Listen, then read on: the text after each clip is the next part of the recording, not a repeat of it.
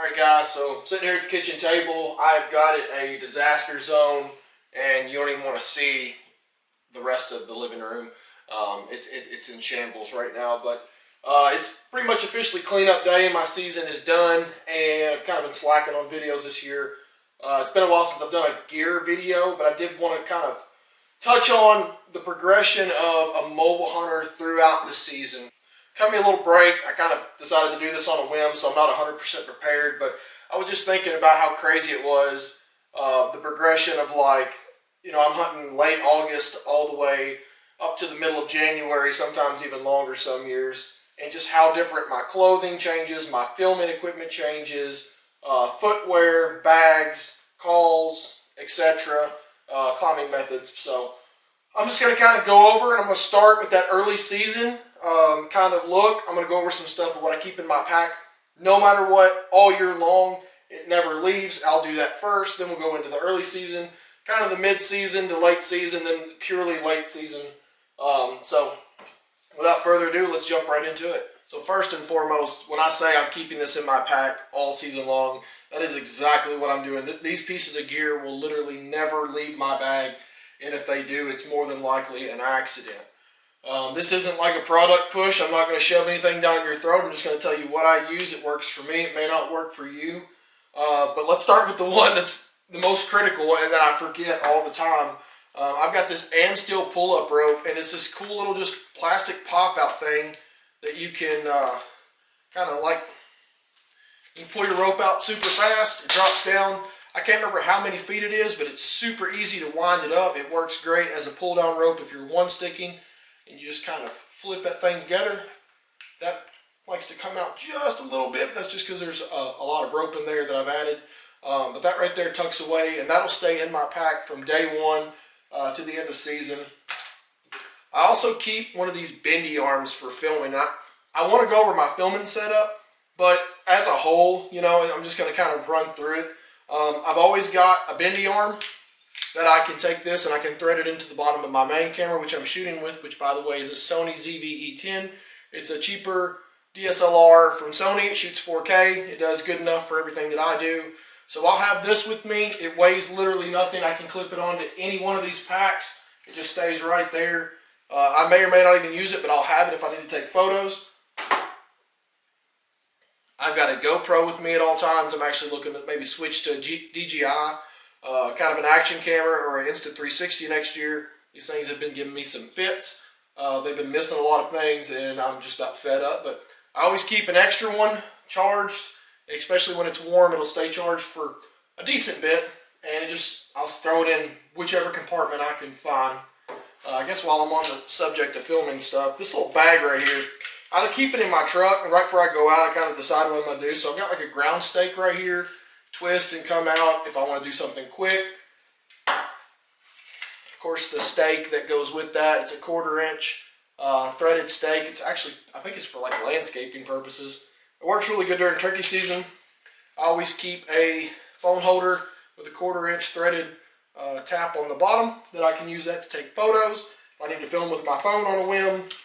This is normally what I keep my GoPro in, is this little protective case that I can slide it in and out of. This right here is an absolute must during turkey season, but it works well for whitetails as well. It's just a little clamp. You can clamp it on your backpack shoulder. You can clamp it to your tether and kind of turn this thing 90 degrees. It's still clamped that way.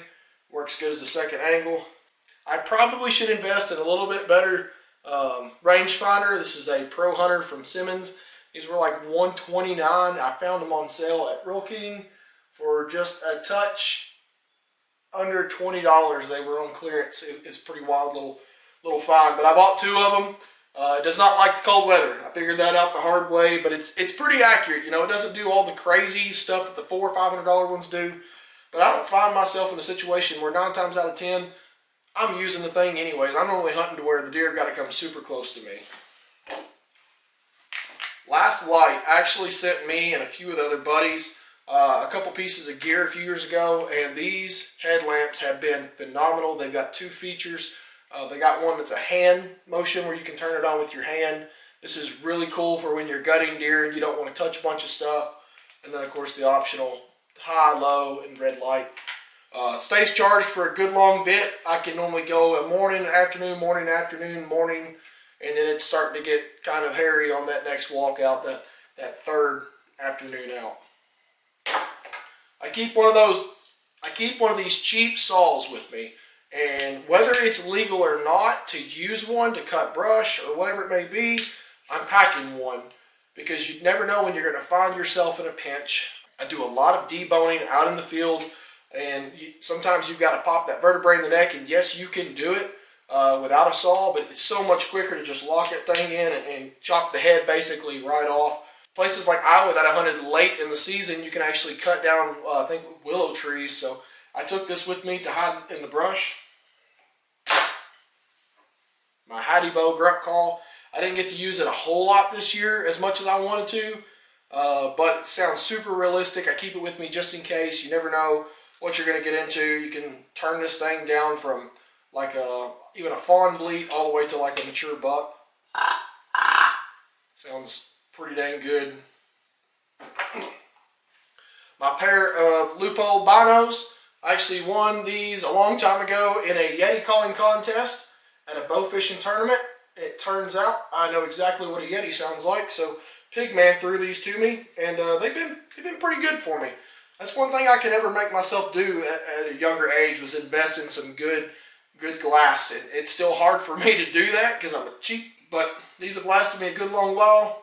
They work well for everything that I do as far as my hunting style. And lastly, for the kind of stuff that I just kind of keep it with me all season long, I keep like a pretty good size external battery pack. This one's massive. I normally would pack this one during the later season when cameras and stuff are dying way faster. Other times I've got kind of a smaller one, charge my phone, GoPro, or my camera 2 or 3 times and call it good. But this one right here has got quite a few ports on it, and I'm able to charge multiple cameras at once with this thing. I use it during Iowa. I haven't touched it. It still has 94%. So that right there is kind of what I keep with me in my pack all season long. So I've moved down the table a little bit. Let me grab this backpack right here. This is my early season and this is my early to mid-season backpack. It's the Latitude Ranger 22. I did a video on this. If you guys have watched that, I appreciate it. This is a really cool backpack. It's got the flip front that comes down where you can put your sticks right on this. I can fit my platform inside the pack if I want to do that. I can strap it to the outside if I want to do that. Multiple pockets inside. Don't need a lot of clothing in late season, so this is normally what like I said, I'm running from that late August to probably, I don't know, somewhere in between late October and November. I swap back and forth between the other backpack I'll show you here in a little while. But when I'm running this pack and I'm hunting early season, most of the time I'm going to run just 2 of these Latitude Carbon Speed Series sticks with the 8ers. And the reason I hunt with these so early is because I don't need to get the 25 to 30 foot range that I feel comfortable hunting in late season. There's a lot of foliage on the tree still. I can hide well. I can get somewhere close to probably 14, 15 feet with these, and it's no issue whatsoever for me to hide. So these will be strapped right to that pack, and I'll pair it with my X-Wing from Latitude. I got an Amstel Guide quick attachment on here to where I just slide this, get it nice and tight, cam it down, and this thing is rock solid. This is my favorite platform that I've hunted off of. You can get a great angle off the front for being a leader. You can kind of level it out if you're a stander. The thing I like most about it is these hard angles off to the side. And some people may not like this. This may not be the platform for you, obviously, like I said. But these angles allow me to get around that tree without having to use like a ring of steps or something of that nature. I can get 360 degrees around a tree and make a shot with this thing. And it bites extremely well. This thing is 3 or 4 years old and the teeth are still just sharp as it gets. I've actually cut myself, I don't know if you can see that right there, the other day, pulling it out of the tote. So really strong bite on this platform. This is my early season platform paired with the Latitude Speed Series stick. And rope wise, I'll just kind of keep this little tether with me. I've got a rope attached to it. I'll climb with this, I'll hunt with this as I go up the tree, and this is basically the only rope that I'll use to go up and down the tree. during early season. Fits right in the side of that Ranger 22 and packs away pretty nicely. And this one, like I said, it's 3 or 4 years old. It's holding up extremely well. So I guess I kind of failed to mention, assuming that I'm hunting from a tree, this would be in my pack all season long as well. The fluid head is actually on the camera right now, but this is my newer Elevate camera arm, and it's the clutch. I like this camera arm a little more than the capture that they had last year because it pivots at the tree. Much better for a saddle hunter if you're looking for something more stand related. This would work, but they also have the capture. It's going to be a little bit better position for you guys that are stand hunting and standing a little bit further away from the base of the tree, so that thing gets a chance to come out and you can wrap it around. You can also pivot it to the closer to the tree, as long as you can turn around your stand and it's not in your way and whatnot. But this has done really, really well for me this year. If only I could make myself focus a little more on making sure I'm getting this on the tree before shooting time. It really cost me there on my big buck this year, and that one bit me. It would have been a really cool hunt to film if you could have even seen him. It was so dark. It was legal, but it was very, very, very dark. So, like I said, this one's with me all season long, assuming that I'm hunting from a tree. So this is where it gets kind of funny. The Maverick is the new saddle from Latitude. I mean, it's obvious that I work with Latitude. They're my favorite mobile hunting company to work with. They've been really good to me. They make great products and their stuff holds up well. And I just like the guys. So, but like I said, there's tons of other companies out there that may be for you. I like the guys at Trophy Line. Buzzard Roost makes a great saddle. Latitude is like what I consider, you got like the middle of the road, and you got like just a touch above middle and then high-end stuff. So that's actually where this Maverick falls in. So they brought this thing out this year, and the thing is super light and compact. This was my go-to pretty much all year. But the reason I like this so much is because if I don't want to wear it in, I can roll this thing up. It's extremely small. I can even fit this in the side of my backpack if I want to do that.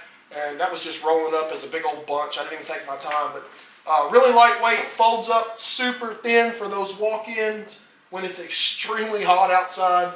But this is the saddle no matter what. If it's hot outside, I'm running it. And I may use this thing late season as well. Like I said, I ran it most of the year just because of the luck it brought me. I killed a lot of deer out of this thing this year. I actually killed the first deer out of the Maverick. An absolute giant Tennessee. You've got to see that hunt. Deer may have even went 70 inches. All right, so let's get to that mid-November. We're starting to run and gun. We're covering a lot of ground. I may stick with my Ranger 22 depending on temperature. If it's a little cooler and I need to pack some layers, I can use the bottom part of that backpack right here that has the attachment where I can put my Stratus jacket and pants on there and slip into those when I get in. I can fit them maybe inside the pack as well.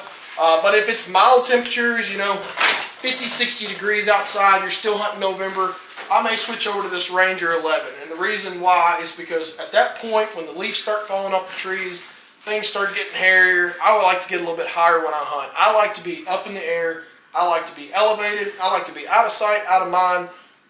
And you never know what kind of terrain you're going to get into traveling across the country. So I normally am going to swap over to my one sticking setup. And I can't exactly call this my one sticking setup because this is Greg Stagg's personal stick, and I love it. This thing has been so good to me over the years. Killed a lot of deer over it. He let me borrow it this year. I'm not going to lie, I was in a pinch as far as money at one point, and just so hard to find a one stick that you can get in your hands like that. Everybody wants full price for them, and I just couldn't do it. So Greg helped me out. He sent me this stick. So I'll run this stick right here on this Ranger 11. And I'll, of course, have my 40-foot of Canyon rope right here. This is held up since 2020. No need to replace it just yet. But if I'm just running in, quick hunt after work, something of that nature, I'll throw this rope in here. Inside, got my Mad Rock Safeguard, and I keep a carabiner on both saddles. And that's so important because you'll forget a carabiner. You're like, crap, how do I climb? So towards them later hunts in November, like I said, I'm probably going to hunt a little bit longer. This is my favorite saddle that I've ever hunted in. It's extremely comfortable. It's a little more pricey than the Maverick. It's a 2-panel, and in my opinion, no matter what, if you're going for if you're going for comfort, you've got to have a 2-panel saddle. And I know that there'll be people out there like, well, my blah blah blah, it's just as comfortable when it's a single. That's great. It fits you, but I don't see how you can beat the comfort of a 2-panel. You've got your back support, you've got your butt support. I can hunt all day in this thing and have no issues. So wear this thing in. I got my rope in here. I got my Mad Rock Safeguard. Of course, I've always got my pull-up rope. It'll go in here. I can strap both this. This straps to my pack. This straps right over top of it. I've got my filming set up. I've got my 1-stick set up. Like I said, the little clip thing that I run every single year after I get everything strapped down, I clip that right to it. I got my GoPro. That right there is my running gun. I'm going to run in. I have no idea where I'm going to hunt. This is my setup right here. Now, if I'm feeling froggy and I feel like I'm going to shoot something for sure, if I'm going in to kill a doe, I'm grabbing my Mystery Ranch Pop-Up 28. This thing has packed out a ton of deer. It's done extremely well. I finally broke my clip up here. Pretty sure I can cut that thing off and put a replacement on it. I ain't even had a need to. I'm pulling on that thing as hard as I can right there, and I still can't get it to pull out of the clip. But this thing is capable of holding a couple jackets, or a jacket, some pants. I can strap all that kind of stuff to the back of this thing. That's how I actually hunted in Iowa. I was strapping an incinerator set right to the back of this thing, a bog death grip, putting my clothes in here that were extra camera equipment, yada, yada, yada, yada, and strapping that right to it. So if I'm going in, even in September, if I'm going in October, November, and I am dead set I'm going to shoot a doe, I'm taking this pack. It's almost bad juju if you wear this thing in thinking you're going to kill a buck, because that's like a sure thing that it ain't going to happen now. But if I'm carrying a lot of weight, I'm carrying tripods, if I'm hunting off the ground, this is my go-to pack. It's also extremely convenient to pack things that you normally wouldn't take, like a set of rattling antlers that I normally won't take with me until late October, and all throughout November, sometimes even in December. But yeah, this is my go-to pack if I'm feeling froggy and I want to shoot something for sure and pack meat out, or if I've just got so much crap, seats, tripods, whatever it may be, that I don't want to pack in my hands. That's when I bust out the Mystery Ranch. So I'm going to move on down the table. It's getting pretty empty now. But like I said, I'm not going to go over like my exact clothes that I wear because everybody's got what they like. But one thing that I've added to my arsenal this year that was a lifesaver in Iowa is these Arctic Shield boot covers. I actually tried these at ATA last year. They took my boot and they stuck it in a tub. They took my other boot and put one of these on it, stuck it in a tub, and they put dry ice on it with the one. And they actually put dry ice in both the tubs, and I had to pull my other boot out within like a minute. I couldn't take it no more, and I was able to leave the one in there with the dry ice with this on for really as long as I wanted to. These things are incredible. They pack up really nice. You can actually shove this one down inside of that one and kind of crumple it in there. Zip this up. They've got a little hook right here. You can just hook that right onto any backpack that you want. You can hook it onto your pant leg and just kind of work your way in with them. Put them on when you get there. I do recommend that if you shoot something with these on, take them off before you take off running. Just speaking from experience. Of course, you know, in late season, you never know what could happen. These things take up no space whatsoever. A couple hot hands for your feet, hot hands for your hands. I keep a couple of those in some pocket once the temperatures get down to about that 30-degree mark.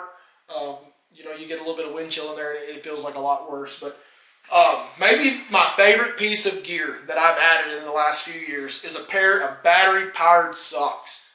These are a little crusty. They need to be washed. They're nasty. They stink.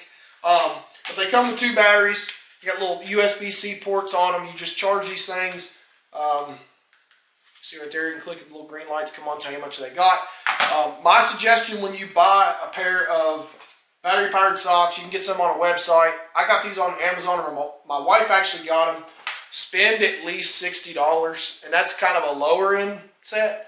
If you get closer to that $75 to $100 mark, you're going to get a nice pair of socks. You're going to get good, long-lasting batteries, and you can control them from your phone, which is huge. I have another pair that I use that are a backup, and you've got to click the power button, and once you get a bunch of layers on, sometimes I'll accidentally turn them off or turn it down to the lowest setting, and I'm trying to set my feet on fire. So then I got to pull my pan up and pull the battery out and look at it, and it's just kind of a cluster. So my suggestion is buy once, cry once, get you a good pair of these. That way you ain't got to fool with the hot hands, but like I said, I always keep them just in case my batteries die or something happens and I'm stuck out there. These things are really nice, and I can't imagine hunting, I can't imagine hunting late in December without them. These things were a lifesaver in Iowa, 100%. So this is all my gear, big pile of nothing now that's going to sit and waste away until probably July when I can't stand it and I got to get it out and play with it again. It's been a really fun year. If you have watched along, if you kind of followed along, I appreciate you. I'm going to be better next year about at least having something rolling at all times. I've got to be better about that. I was just telling Greg Staggs the other day, if I just had somebody over my shoulder with a camera, the stuff that I would capture would be nothing short of amazing with all the incredibly funny things that happens to me and some of the deer that I could just focus on and just get the shot off and not worry about, fooling with that dang old camera. But I appreciate you guys watching. Any questions about this setup, any of these products, hit me up. I'm always happy to answer questions. But other than that, let's make my wife happy and get this crap put away.